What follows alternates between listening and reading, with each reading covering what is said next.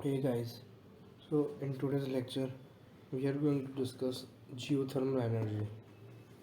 So, as the name suggests, geo means earth and thermal means related to heat. So, the energy which we will obtain from the earth, below the earth, which will be in the form of heat.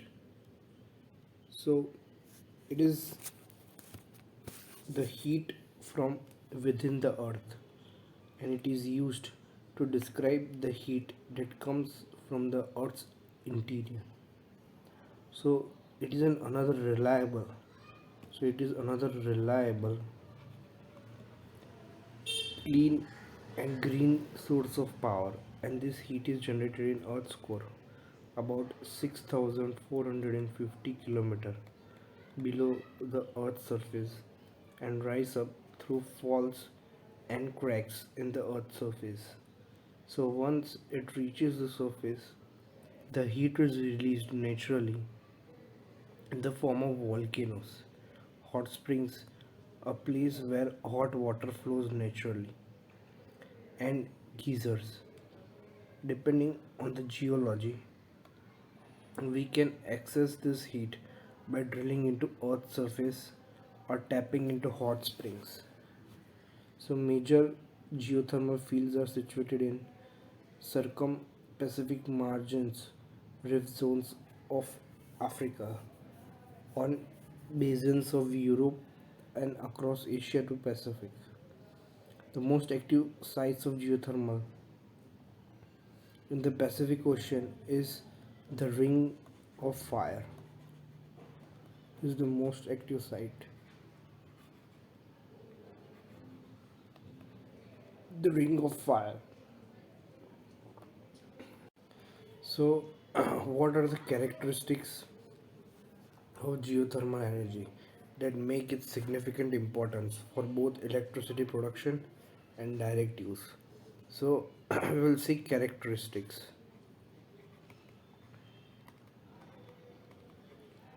So, number one, distributed in large area. So, it is distributed in large area. It is accessible to both developed and developing country. So, there is no place or country devoid of this energy. Then, second, environmentally friendly. It is low emission of sulfur, carbon dioxide, and greenhouse gases. Third, indigenous nature. So it is independent of external supply and demand effects and fluctuations in exchange rates. This is indigenous in nature. Fourth is independent of weather and season. So it is not dependent on season and weather. Season free. Fifth, contribution to the development of different power sources.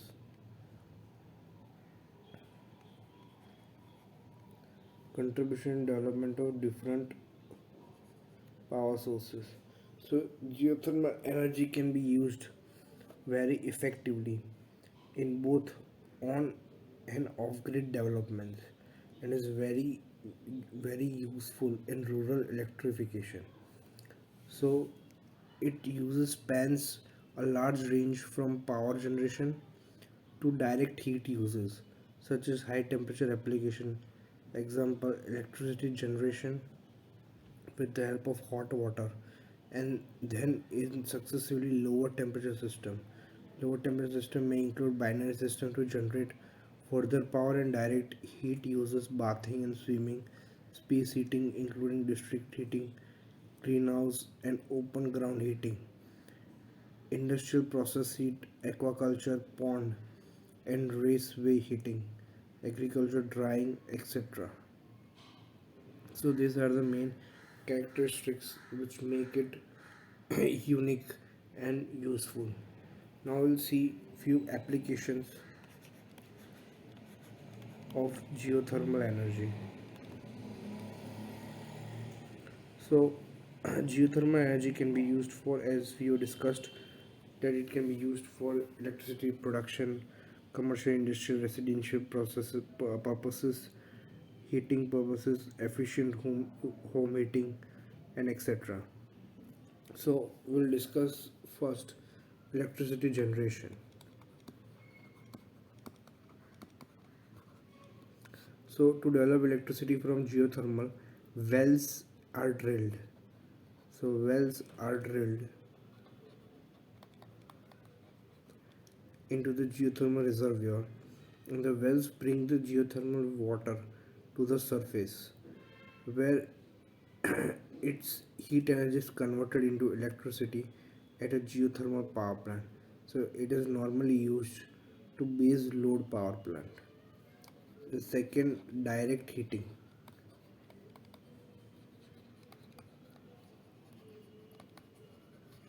So the heat source in geothermal energy is similar to the waste heat. Hence, low and moderate temperature hydrothermal fluids can be used as direct heat source. So without involving a power plant or heat pump, for variety of applications such as space heating and cooling, food preparation and drying, hot bathing, agriculture, aquaculture, greenhouses, and industrial processes. Third, geothermal heat pumps.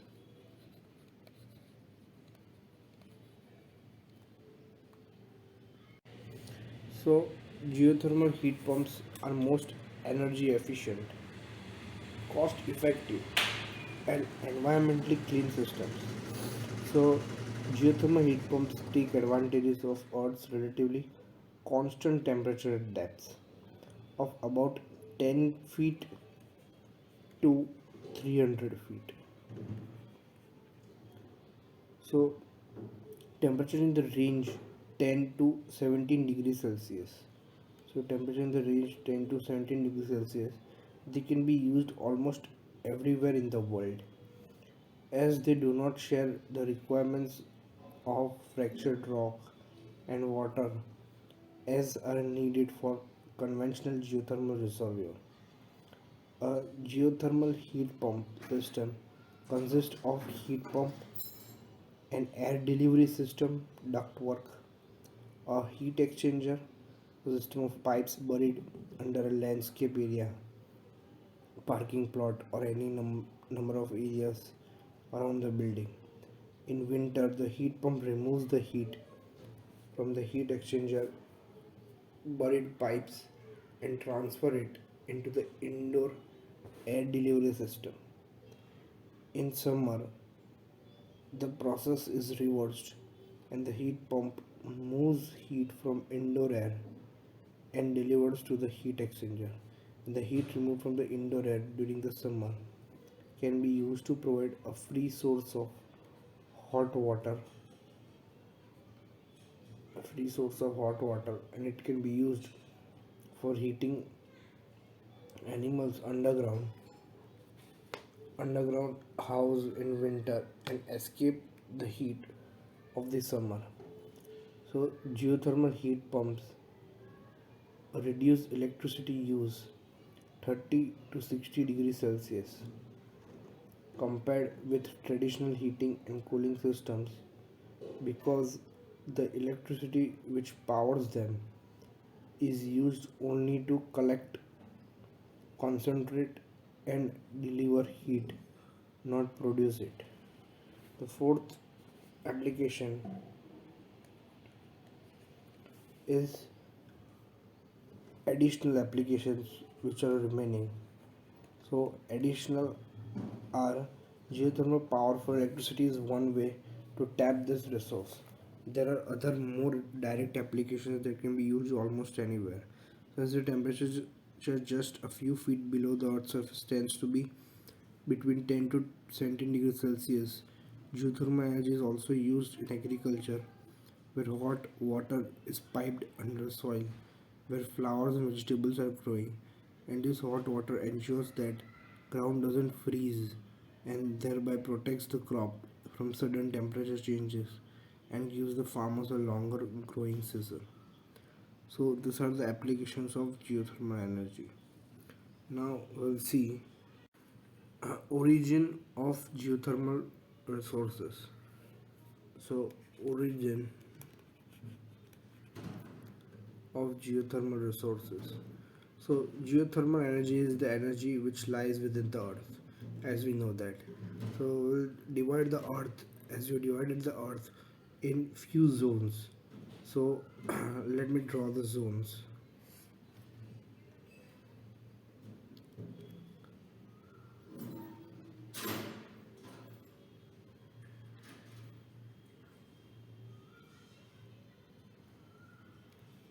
So this is crust,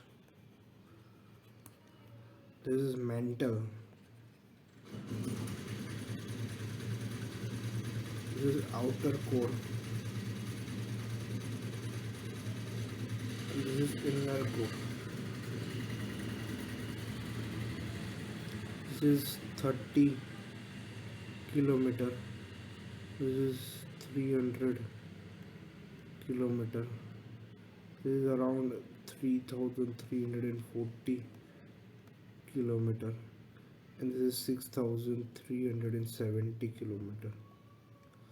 So this is the four zones: a thin crust, a mantle of solid rock, a liquid outer core, and a solid inner metallic core. So the outermost layer of the earth, the land that forms the outer surface in the ocean floor, is called the crust. So the crust is 5 to 25 kilometer thick under the oceans and 25 to 26 kilometer thick on the outer surface. The crust is not a one solid piece like shell of an egg, but is broken into pieces called plates. So below the crust is the mantle. So here we can see the below it is a mantle which is about 3000 kilometer thick and is made up of magma and rock. So it is made up of magma plus rock. So it is highly viscous, partially molten rocks with temperatures between 650 degrees Celsius. So between 650 degrees Celsius to 1250 degrees Celsius. Magma comes close to the earth's surface near the edges of the broken plates of the crust, and this is where the volcanoes occur. Here is the volcanoes occur.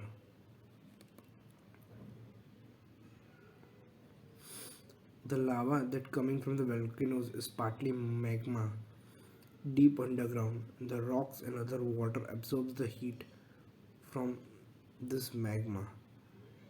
We can dig wells and pump the heat underground water to the surface. Below the mantle is Earth's core, almost 6,370 kilometer beneath the Earth's surface. At the Earth's core, which consists of liquid outer core and solid inner core. Temperatures vary from 4000 degrees Celsius to 7000 degrees Celsius. The double layered core is made up of very hot magma surrounding a solid iron center. So this double layered core is made up of very hot magma melted rock surrounding a solid iron center.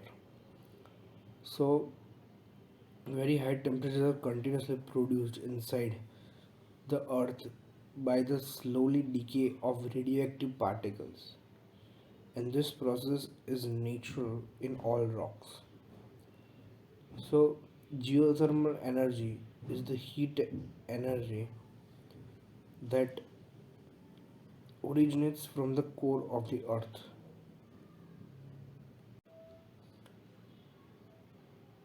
The heat produces from a combination of two sources. So first is earth is originated from the sun several millions of years ago.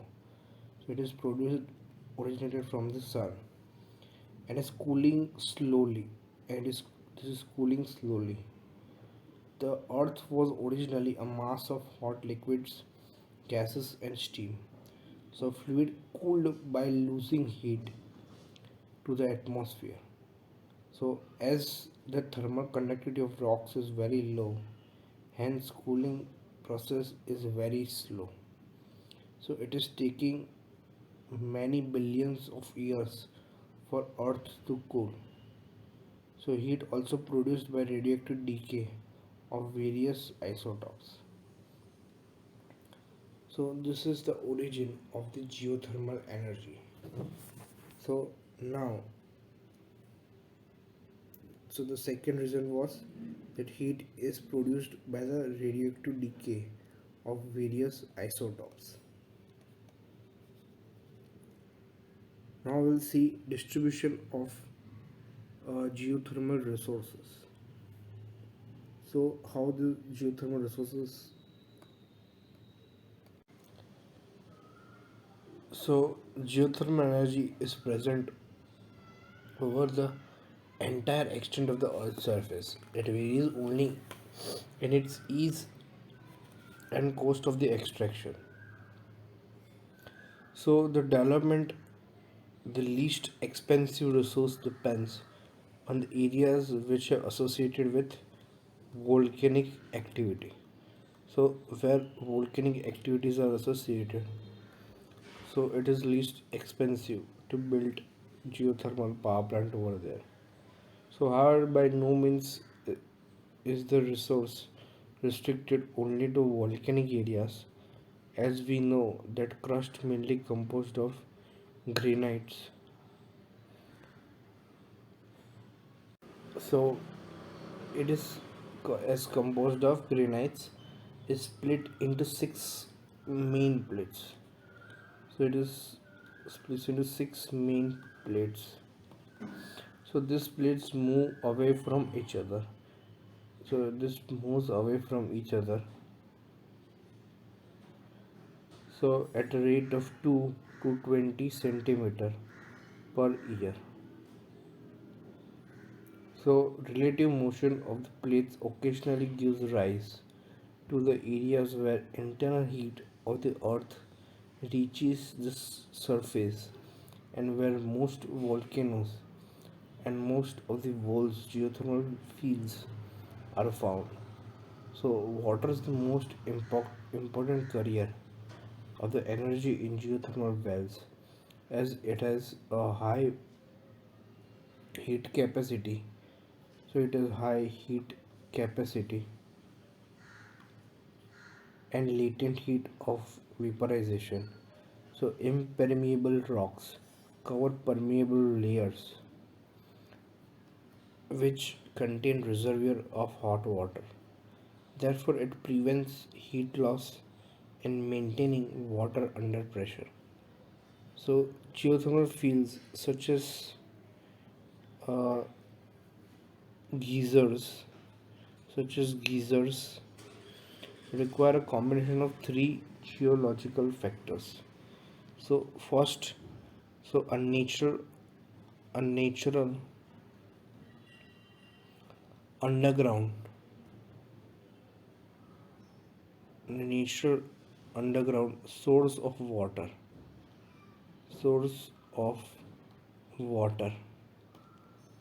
So second, an impermeable layer that traps the water and permits the formation of stream. Then second is impermeable layer which traps the water and permits the formation of steam. Third, a mass a mass of hot rock, a mass of hot rock near the natural water system. So geothermal energy is derived from the hot interior of the earth. Crushed rock up to 70 km thick provide insulation. Due to this insulation, temperature at surface is relatively cool but increasing rapidly with growing depth inside the rock. A small portion of rock is permeable so that over a long period of time it provides a storage of natural groundwater which gets heated. In places where heated water finds its way to move toward surface naturally, the geothermal energy can be extracted with relative ease. So in other places it may be extracted using deep boreholes. So in the Pacific Ocean it lies the richest belt of geothermal energy known as ri- rim of fire. Rim of fire, starting from New Zealand up to the New Guinea, Philippines, Japan, Western Serbia, and then down to Western United States, Mexico, and Central America. So this is the distribution of geothermal resources, how we can extract that. So I hope you understood, and we'll see in the next lecture. Hey guys, so in today's lecture we are going to discuss geothermal field. So in last lecture we have seen what is the earth made up of, that is mantle, core, crust, and we also seen various distribution of geothermal resources, that where we can easily extract the geothermal resources, where volcanoes are erupting, so where we can easily get this resource, but it is available everywhere.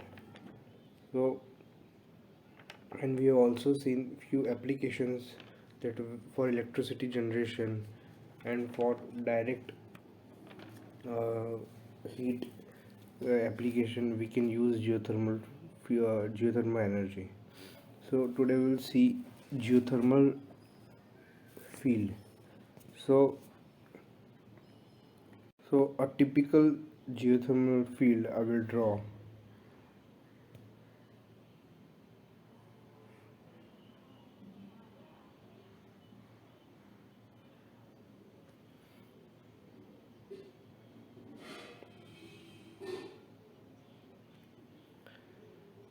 So suppose this is a hot magma.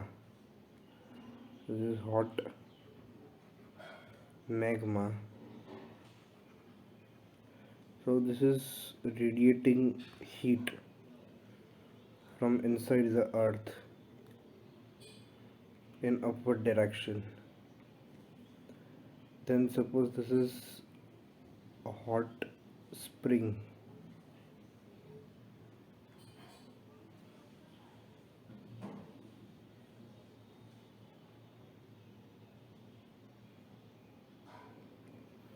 And this is a permeable reservoir.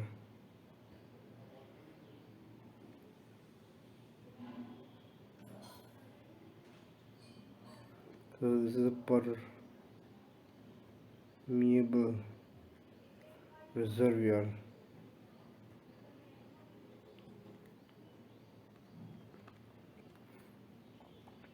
And suppose this is, if we are drilling a well, that is this is a drilled well suppose, and from permeable reservoir we are getting the steam out. So so if we are getting steam out from this permeable reservoir, so this is the drilled hole or drilled well.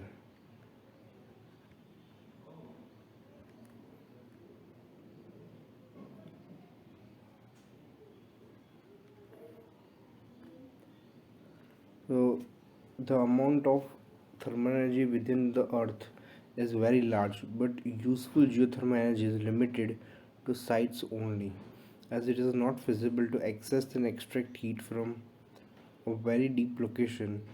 Energy present as a heat in the earth's crust within the 10 kilometers more readily accessible heat. Therefore, crust is a potentially useful and almost inexhaustible source of energy. So, the temperature of this heat increases with increasing depth below the surface.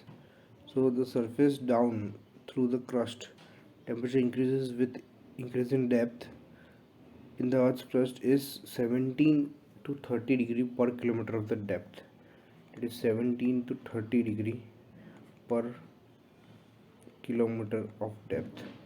So the average temperature of the depth of 10 kilometer is about 200 degrees Celsius, where the heat available near the surface and is relatively more concentrated. Its extraction and use may be considered feasible. Then these sites are known as geothermal fields. So this is a geothermal field. So here a hot magma or molten mass near the surface solidifies into an igneous rock. So this is an impermeable solid rock, and this hot magma gets converted into igneous rock. So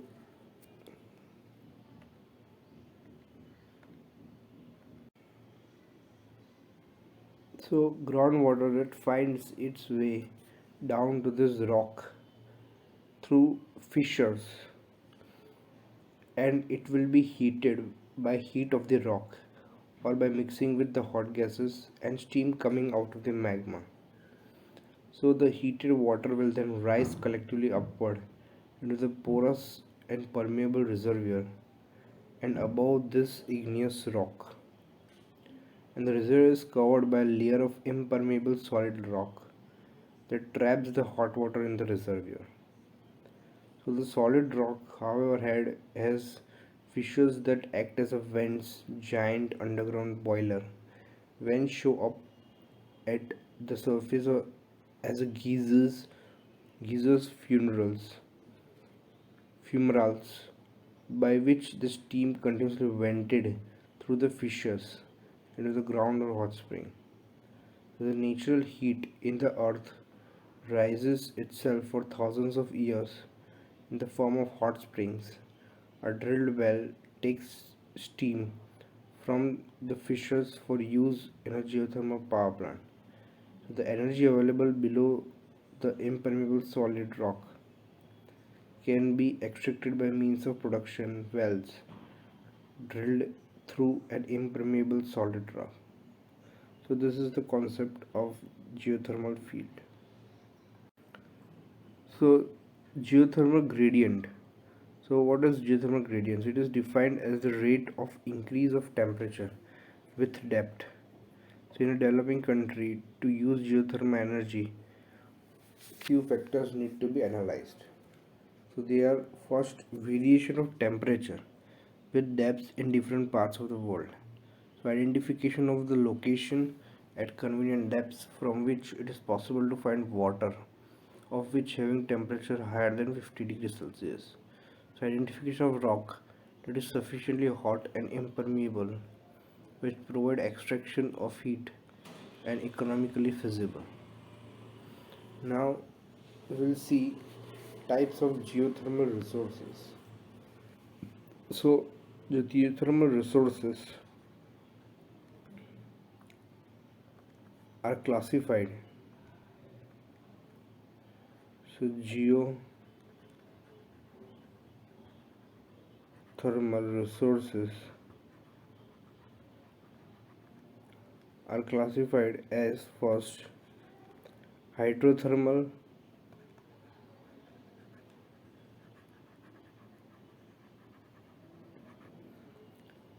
that is hydrothermal geothermal resource. Then second, so this resource is up to temperature about 350 degrees Celsius. Then there is a geopressure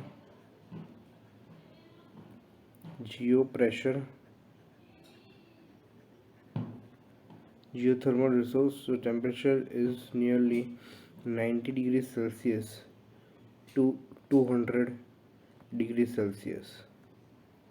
Then there is third, there is hot dry rock. hot dry rock petrothermal, or we can say it as a petrothermal. Hydrothermal, geopressure, and petrothermal resource. It is around 150 to 290 degrees Celsius. Then there is fourth, there is molten rock or magma geothermal resource, that is 650 degrees Celsius. Then there is last, radiogenic geothermal resources. So these are the few types of geothermal resources. So the geothermal resources is temperature from, as you can see, 20 degrees Celsius to 300 Celsius or above. So resources below 150 are usually used in direct use projects for heating and cooling. Ambient temperatures in 5 to 30 degrees Celsius range can be used with geothermal ground source. So heat pumps to provide both heating and cooling. Currently, hydrothermal energy is being commercially used for electricity generation for meeting thermal energy requirements. So now we'll see hydrothermal, that is hydrothermal geothermal resource. So to understand hydrothermal resource, so we'll discuss all these geothermal resources one by one. So we'll start with hydrothermal resource. To understand hydrothermal resource, we will see this geothermal field again, because it is one and the same. So hydrothermal convective resource occurs when where the earth is carried upward by convective circulation. So by convective circulation of naturally occurring hot water or steam under pressure at temperature up to about 350 degrees Celsius. So by convection, if heat is being transferred through water or steam, then it is known as hydrothermal resource. So some high temperature convective hydrothermal resource results from deep circulation of water along the fractures. So this is a permeable reservoir. So this, you can see that this is the hydrothermal reservoir where the water is being stored. So hydrothermal resources are located at shallow to moderate depths as far as from 100 meter to 4.5 kilometers. So the water from the rain, lakes, ocean, etc., or several tens or hundreds of kilometers surfaces and surface area percolates into the earth through upper crust and fissures. So in the permeable rocks, so in this permeable rocks, to the depths of 2 to 10 kilometers, the water trapped in the porous and permeable rocks underground reservoir or aquifers and heated by surrounding rocks. So heat is supplied by the magma. So this is the heat source due to the upward convection through ingenious rocks. So via the convection through ingenious solid rocks below the porous and permeable rocks, thus it forms a giant underground boiler. The high pressure and temperature water or steam from zero or giant boiler rises through defects or the cracks, fissures in the solid rocks, and hot water or steam often escapes through fissures in the rock, thus forming hot springs, geysers, fumaroles, etc. in order to utilize the hydrothermal energy. Wells are drilled either to intercept a fissure or more commonly into underground reservoir, as this is shown. So in order to utilize the geothermal energy, hydrothermal resources are generate electricity.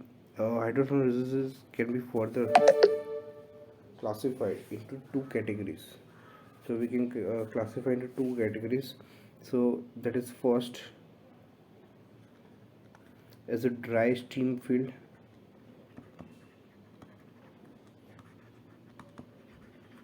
and second wet stream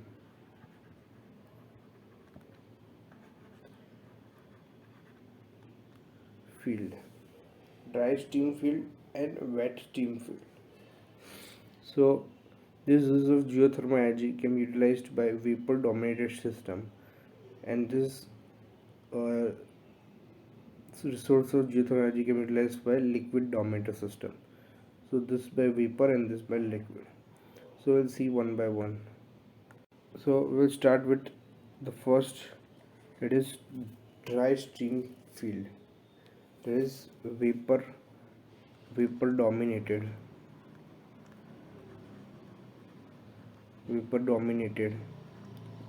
system. So the geothermal fluid for which plants is a dry steam. Dry steam occurs when the pressure is not much above the atmospheric pressure and temperature is high.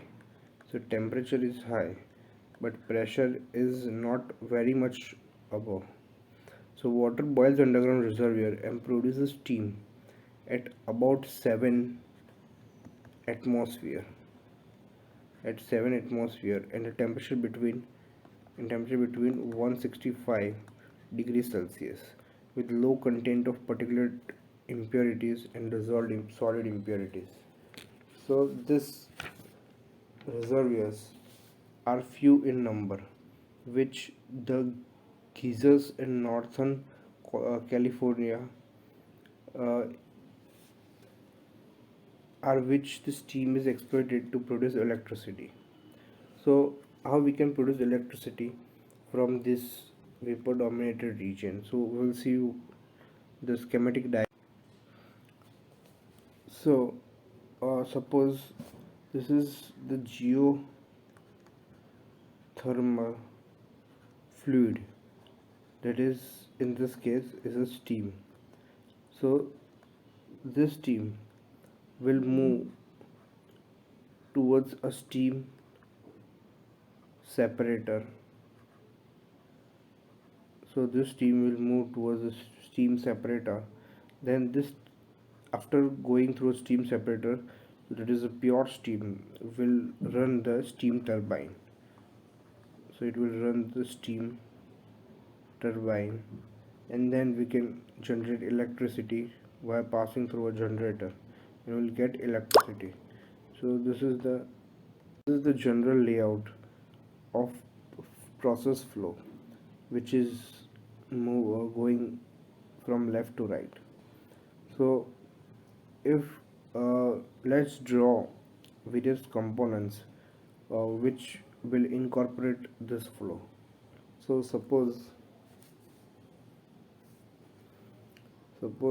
this is the geothermal field. So suppose this is the production well, so where we are getting the steam. So suppose this is the geothermal fluid. So from here it will go to the centrifugal steam separator. So steam separator. So from here the solid matter will move out and only dry steam will move forward into the turbine. So this is the steam turbine. So only the dry stream will move ahead. So after passing through a turbine, so it will generate electricity. It is coupled with an electric generator, so it will generate electricity. So after passing this steam, so it will go to the condenser, so where it will get condensed into water again from steam. So it will convert into water, and then this water is then re-injected back to the well. So now this this steam is cooled with the help of some water through cooling tower. So that cooling tower will also have some water. So that cooling tower, suppose, so this is the cooling tower, this is a cooling tower. So suppose from here, if cold water is being injected, and the condensate cool water is taken back and spreaded uh, to the cooling tower. So the condensate, so that is our hot water is got cooled, and then it will move through a direct contact condenser. So this is the process of the vapor dominated geothermal power plant. Just repeat the process again. So so the centrifugal separator removes the particulate matter from the steam, and the steam is admitted into the steam turbine. So the steam expands in the turbine buckets, producing mechanical energy, and the low pressure steam at the exhaust of the turbine is condensed in the condenser, and the condensate is re-injected into the earth via the reinjection well. So the cooling water for condensing the steam is circulated through a cooling tower by means of a cooling water pump. And the reasons to reinjection of condensate into the earth are: first, why we are reinjecting it back to the earth. So to ensure the supply of fresh water from production well for several years, the earth acts as a steam generator to prevent environmental pollution, and the condensate contains certain pollutants. Example, steam at geysers contain hydrogen sulfide. If condensate is left out on the ground layer, it causes environmental hazards. So geothermal energy in the form of dry steam is converted into mechanical energy by the turbine, and the mechanical energy is converted into electrical energy by generator. And the synchronous generator generate electric power at a high voltage 50 Hz AC supply. So this power is transmitted by a system fed by 30 supply network. So steam geothermal power plant is grid connected and operated continuously as base power plant. So this is the whole idea of geothermal power plant. This is the vapor dominated. So we'll see wet dominated also in the next lecture. So thank you very much.